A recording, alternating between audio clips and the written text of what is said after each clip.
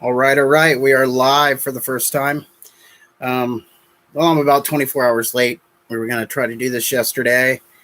And of course, we didn't check ahead of time about what the parameters are of going live. So now we know. You learn something new every day.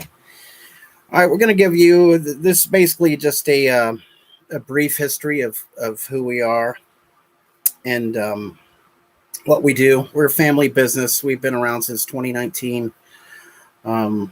We first started with two products on our website, which was bokashi that we made from spent beer grains and also a vegan tea blend. And then from there, COVID happened. So it was a definite slow start. We helped a lot of community gardeners down there, and it's definitely a slow grind and slow process.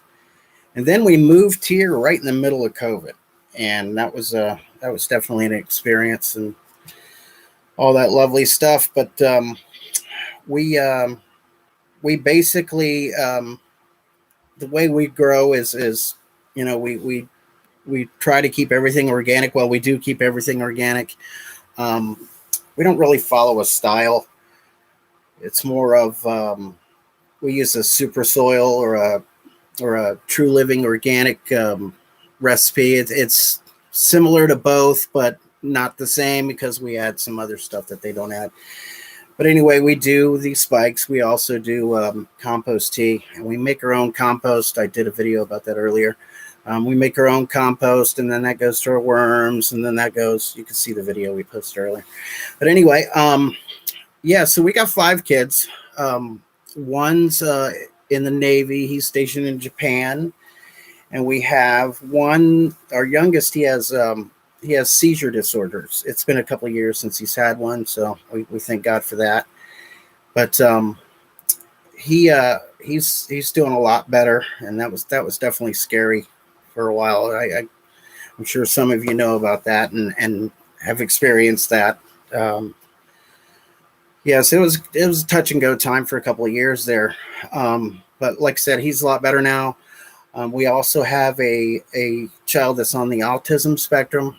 And he's highly functional, super smart kid, very, very talented and creative. He made this for his mom. Her birthday was recent.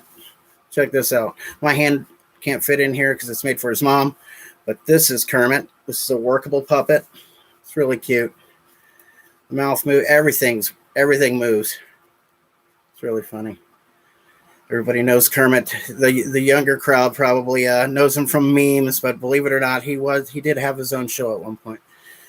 But yes, he's a very talented kid. He has a couple of sewing machines, obviously, and he does a lot of stuff by hand. This is just completely awesome.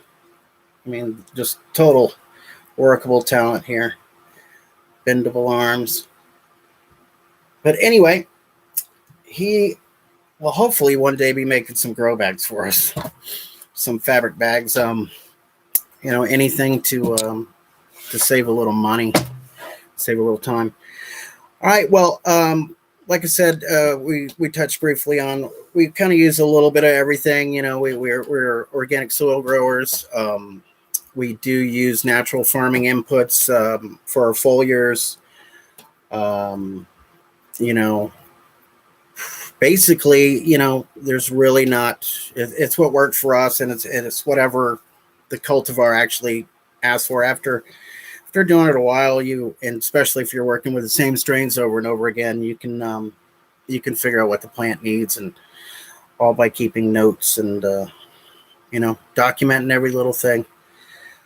But the reason why we grow is because organics, just it tastes better for us. I mean, there's always controversy on who grows better and who has the better style.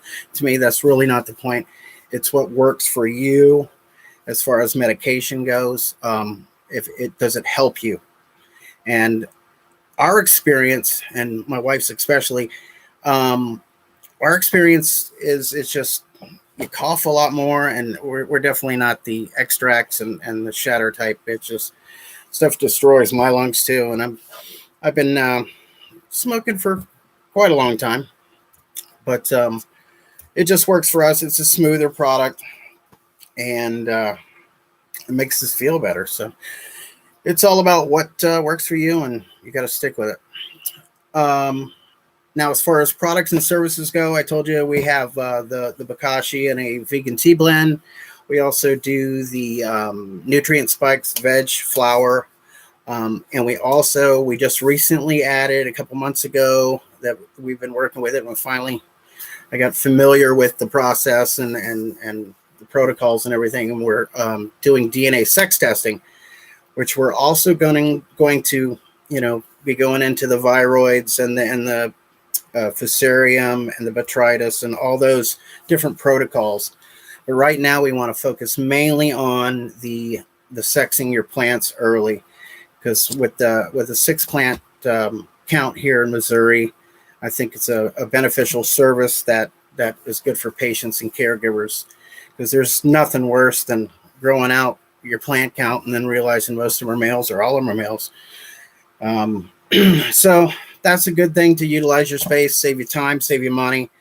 So that's available on our website. You can check all that out. The Bokashi will be added there in a couple of weeks. That's a fermentation process, so that takes a little time, but that'll be getting up there as well. And as far as people, I hear the argument, feminized seeds, use feminized seeds, and that's great.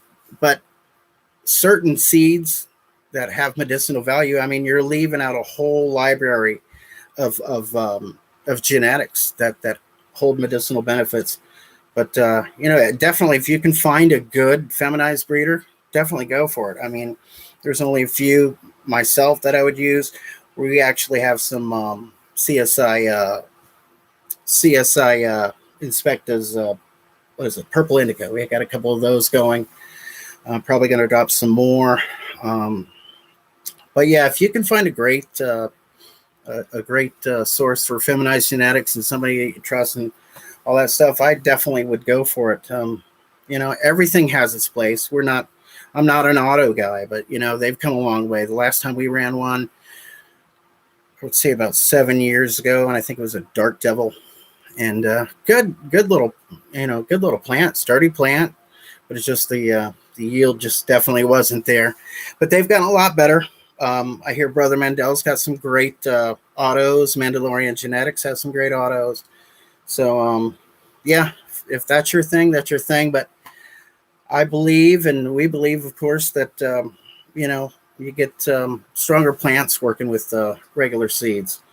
And, of course, you can go the clone game. But, of course, many, things get passed around, dirty clones, pests, hoplite and viroid, and there's a lot of crossovers going around right now between the hemp with pest and disease, where things that we didn't know that actually loved cannabis we're finding out loves cannabis. So that's basically what we do in a nutshell. We do make seeds. We do make soil for locals, because the shipping is just tremendous. I can't absorb the cost of shipping, and I don't expect other people to. So we'll work with you on that as far as nutrient pack or anything. We also do if you wanted to, in your local, you want to do the Coots mix, we can make a batch of that for you. That, of course, we need a couple of weeks advance notice on that to get that out to you. But yeah, that's basically about it. I hope to do some more live shows and get some more content up for you. But yeah, this is all new to me. I'm a 51-year-old fart, and as you can see, I don't know shit about technology and all this stuff. So, I got these microphones here. We got this Zoom podcast stuff here. All this stuff will eventually come in handy when I can actually use it. But anyway, that's it in a nutshell. I really hope you can maybe tune in next week. I'm going to try to do an every Tuesday thing. I know there's a lot of podcasts out there and a lot of busy guys and a lot of great content out there too. But hopefully we'll get some interaction here. I I know Scott with Crease of Soil, in a comment he made, he would be willing to do a little interview and a show with us. So I'd love to have him on. He does some. I think he's a student of Elaine Ingham, so he does a lot of good work. I heard good things about him and his wife. But anyway, all right, that's it. That's all I got. Hope to hear from you guys. Leave questions, comments, like, subscribe. Tell me what you want to see. What you want to add. And like I said, we're looking for guests. And it's taken so long just to do our first live thing. And my way of thinking was, I need people to actually, I need more subscribers to have this and that, and to have people pay attention. But at the same time, that's doing a disservice to the subscribers I do have. So anyway, we're all in this together as far as knowledge goes, right? Knowledge.